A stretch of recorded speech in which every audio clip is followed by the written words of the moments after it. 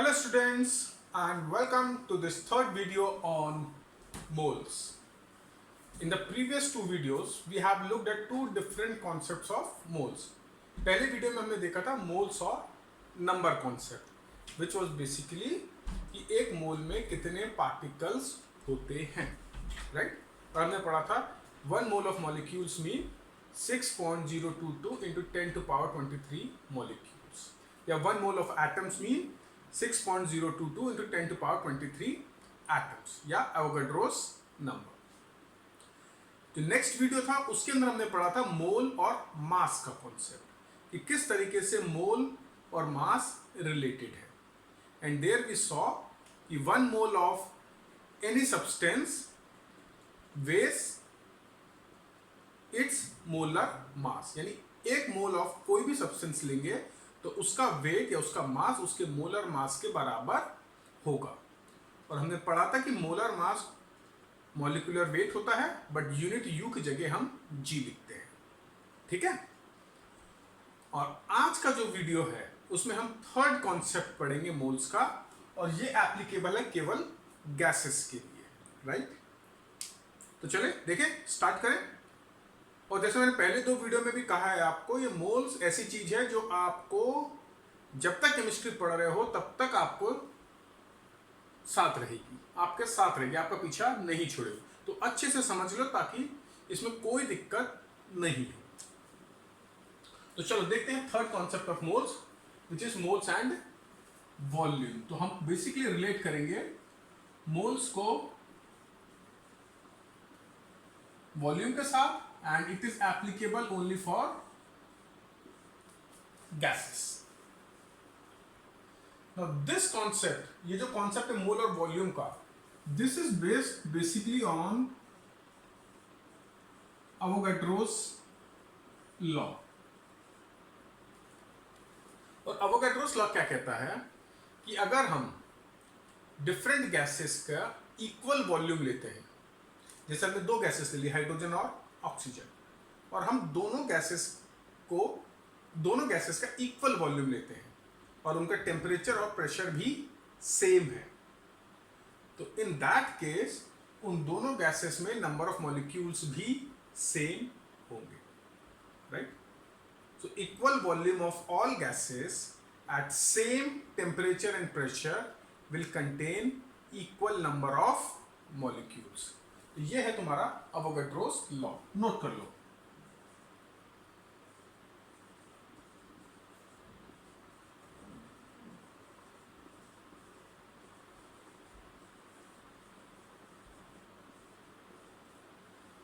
Equal volume of all gases at same temperature and pressure contains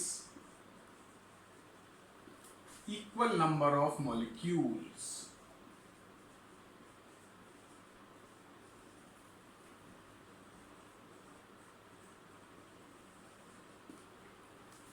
ठीक है, तो ये तुम्हारा अवोगाड्रोस लॉ है कि अगर हम सेम टेम्परेचर एंड प्रेशर लेते हैं और गैसेस का वॉल्यूम सेम है तो उसके नंबर ऑफ मोल्स भी, उसके नंबर ऑफ मॉलिक्यूल्स भी सेम होंगे। और अगर नंबर ऑफ मॉलिक्यूल्स सेम है तो मतलब नंबर ऑफ मोल्स सेम होंगे, राइट? मॉलिक्यूल्स और मोल्स सेम चीज है, फिर नंबर्स डिफरेंट हो जाते हैं। सो वी कैन से अगर हम दो गैसेस लेते हैं और V1 is equal to V2, मतलब volume of gas 1 is equal to volume of gas 2, it implies number of moles of gas 1 is equal to number of moles of gas 2।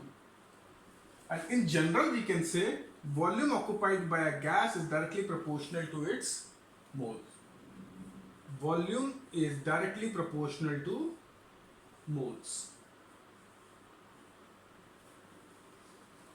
Okay?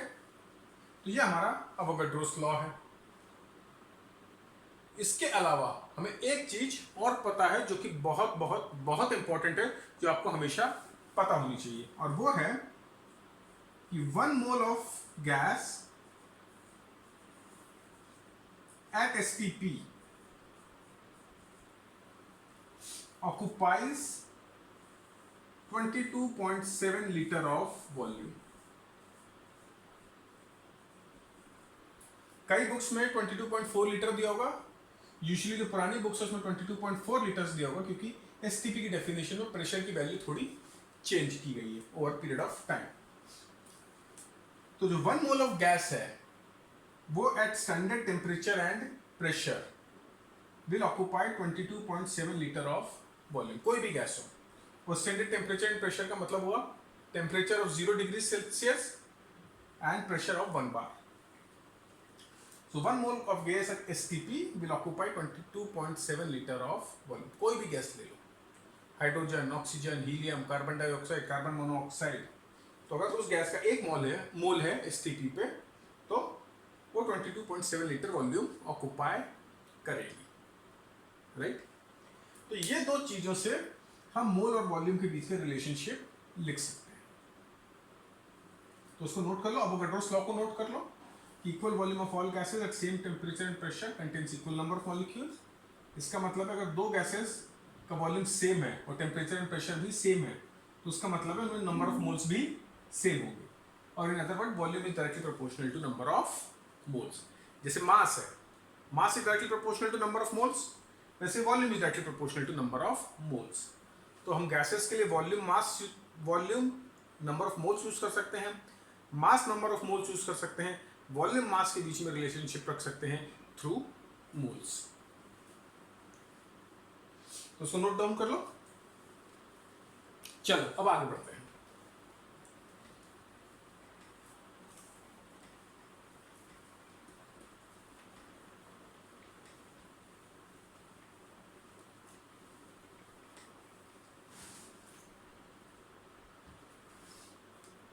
तो हमें यह पता है कि volume of gas is proportional to number of moles. दूसरी चीज हमें यह पता है कि एसटीपी पे 1 mole of a gas will occupy 22.7 litres. तो इन दोनों को यूज करके हम वॉल्यूम और नंबर ऑफ मोल्स में रिलेशनशिप लिख सकते हैं, और वो रिलेशनशिप है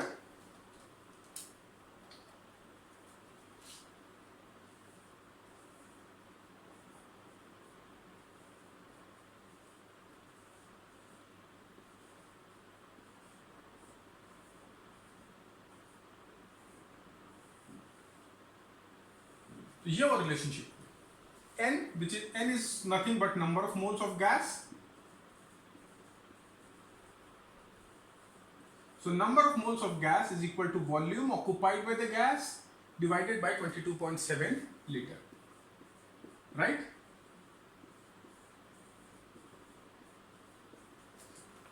तो ये रिलेशनशिप है नंबर ऑफ मोल्स और वॉल्यूम के बीच में। इसको कंपेयर करो, मास और वॉल्यूम, मास और नंबर ऑफ मोल्स के बीच में रिलेशनशिप क्या था? n is equal to mass upon molar mass. तो इसको 22.7 को एक तरीके से मोलर वॉल्यूम मान लो। तो मास के लिए given mass upon molar mass, इसमें given volume upon molar volume at STP. Molar volume at STP बोल सकता हूं ना। 1 mole of gas occupies 22.7 litre. तो 1 मोल जो गैस वॉल्यूम ऑक्यूपाई कर रही है वो मोलर वॉल्यूम हुआ एट एसटीपी। तो ये रिलेशनशिप होल्ड करेगा नंबर ऑफ मोल्स और वॉल्यूम ऑफ अ गैस के बीच में, सिमिलर टू मास वाला रिलेशनशिप। ठीक है, तो ये थ्योरी हो गई।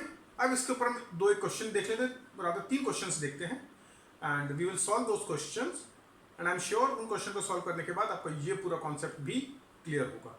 और इस कॉन्सेप्ट क्लियर होने के बाद आपका मोल्स का जो जितने भी कॉन्सेप्ट है, मास, वॉल्यूम, नंबर, तीनों के तीनों हम अच्छे से कवर कर चुके होंगे। चलो इसको नोट डाउन कर लिया। अब हम प्रॉब्लम्स पर आते हैं।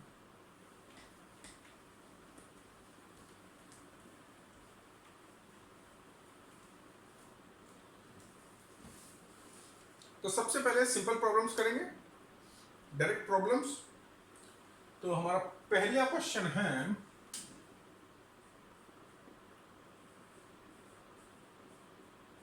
व्हाट इज द वॉल्यूम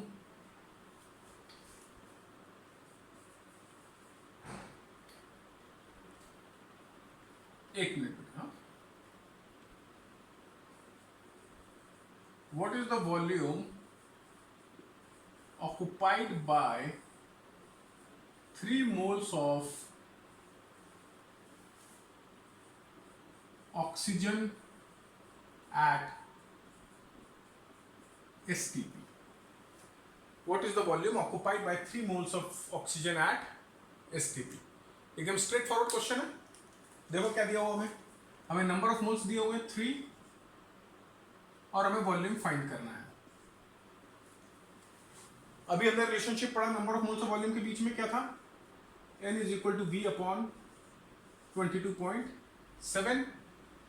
तो 3 is equal to v upon 22.7 which implies v is equal to 22.7 into 3. तो ये हो गया 68.1 लीटर.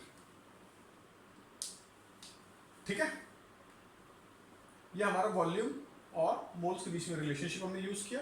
हमें नंबर ऑफ मोल्स दिए हुए थे, हमें वॉल्यूम निकालना था. हमने स्ट्रेट फॉरवर्ड फॉर्मूला लगाया, वैल्यूज डाली and you are able to get the answer. बहुत सिंपल है. चलो नेक्स्ट क्वेश्चन देखते हैं.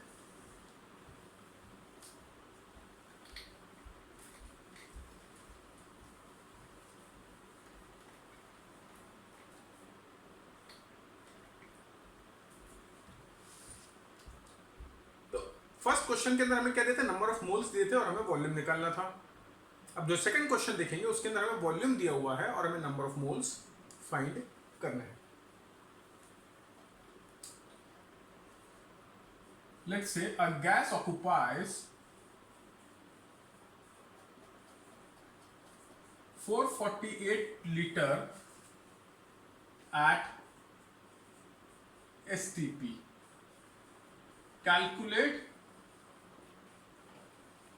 the number of moles of gas. ठीक है, अगेन बहुत स्ट्रेट फॉरवर्ड क्वेश्चन है जिसको बोलते हैं लड्डू क्वेश्चन. तो देख लो क्या दिया हुआ है, वॉल्यूम दिया हुआ है 448 लीटर, एसटीपी दिया हुआ है. ठीक है, नंबर ऑफ मोल्स हमें निकालने हैं and we know that at STP n is equal to v upon 22.7. तो n is equal to 448 upon 22.7. रफली चलो इसको कैलकुलेट करके देख लेते हैं. जैसे रफली 20 लीटर के आसपास आएगा. 448 अपॉन 227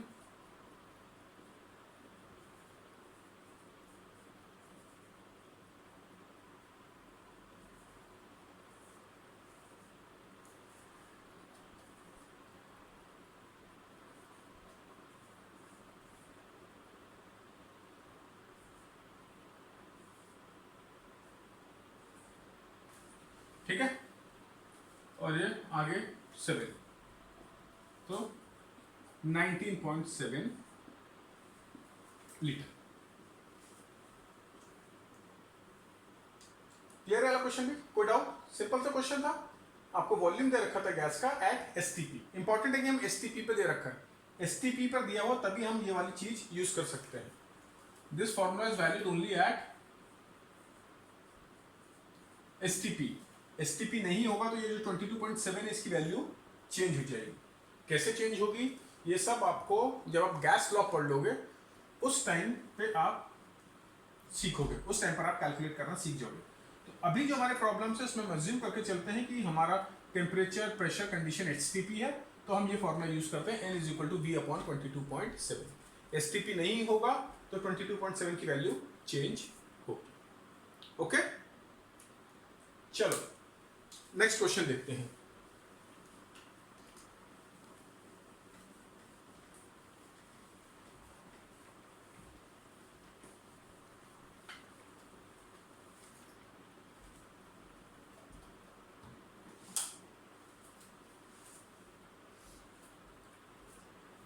तो नेक्स्ट क्वेश्चन है, if 100 gram of gas occupies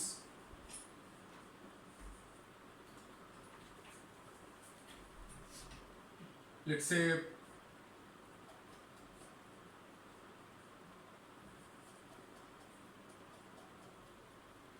let me use a value which will make the calculation easier. So we will say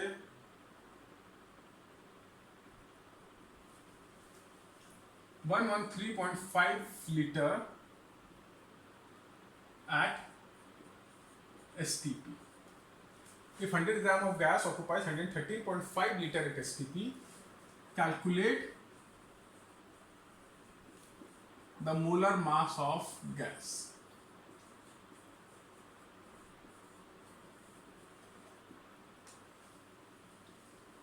अब ये क्वेश्चन थोड़ा डिफिकल्ट लग रहा होगा आपको, राइट? अब आप सोच रहे होगे हमने तो मोल्स और वॉल्यूम में रिलेशनशिप देखा था, तो मास वॉल्यूम आ गया, अब इसको क्या करें? सिंपल है, हमने लास्ट लेक्चर में भी देखा था कि mass, molar mass, number of particle, ये सब किसके थ्रू रिलेटेड है? मोल्स के थ्रू। तो अगर आपको वॉल्यूम दिया है, आपको मास पे मूव करना है, तो बेसिकली आप मोल्स पे पहुंच जाओ और मोल्स से फिर दोनों के बीच का रिलेशनशिप है, राइट? सिमिलरली हम लोगों ने देखा था लास्ट क्लास में मोल्स, मास और नंबर ऑफ पार्टिकल्स।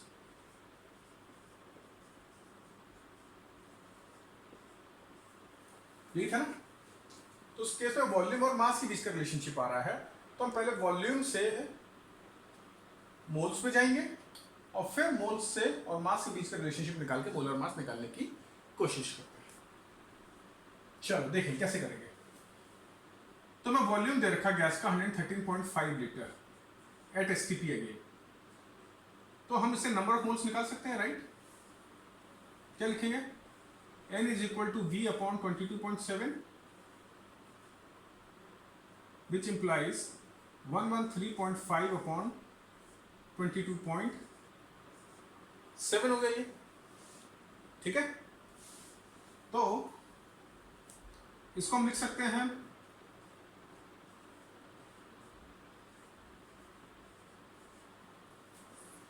हो गया?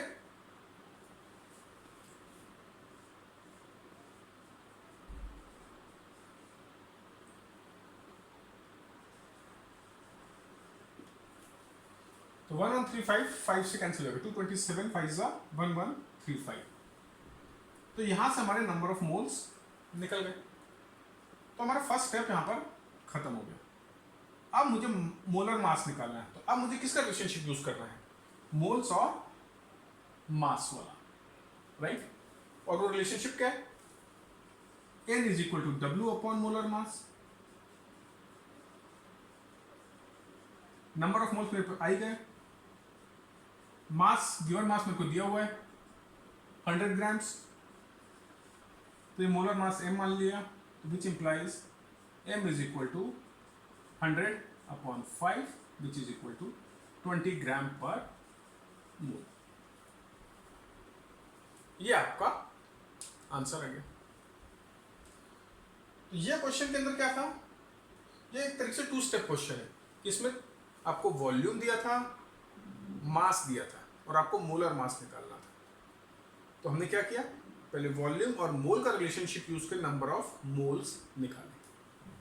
मैं डायरेक्टली मास और मोल्स वाला रिलेशनशिप यूज नहीं कर सकता था, क्योंकि मेरे को मोलर मास नहीं पता। 3 में से 2 चीजें तो पता होनी चाहिए थी ना, जिसमें एक ही चीज पता है, इसलिए मैं मोल और मास का रिलेशनशिप इनिशियली यूज नहीं कर सकता। लेकिन मैं ये वाला रिलेशनशिप यूज कर सकता हूँ, मोल्स और वॉल्यूम का। तो इससे मेरे को नंबर ऑफ मोल्स मिल गए। अब मैं मोल्स और मास का रिलेशनशिप यूज कर सकता हूँ, क्योंकि मेरे को 2 वेरिएबल्स पता होगा, एक अननोन है, n पता हो गया, w पता है, तो मोलर मास में निकाल सकता हूँ। तो इस तरीके से ये क्वेश्चन हम सॉल्व कर सकते हैं, ठीक है? तो इसी चीज के ऊपर एक क्वेश्चन और देख लेते हैं और उसके बाद ये टॉपिक को फिनिश करते हैं।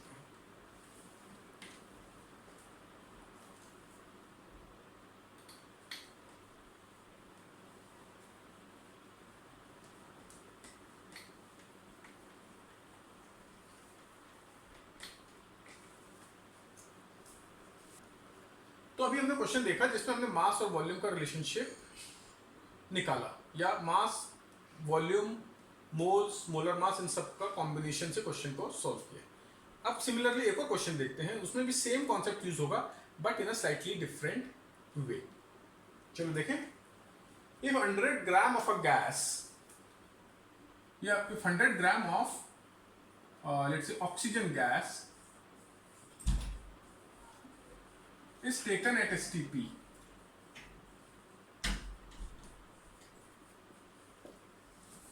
calculate the volume occupied by it.